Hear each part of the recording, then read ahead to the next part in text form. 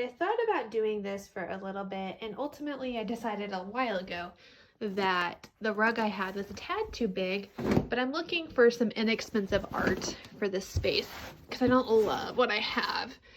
And this rug has just too many holes.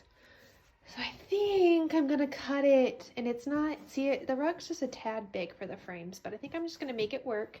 It's free, we'll see.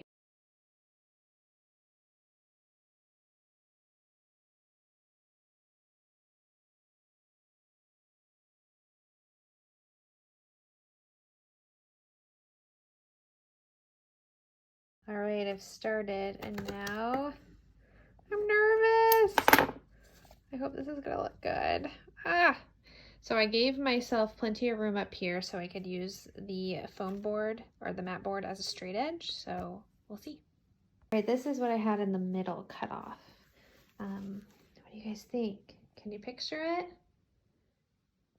A hot glue gun, and I am just going to add a little bit of glue to the foam board and a little bit of glue to the rug, and then I'll push the rug down over the hot glue.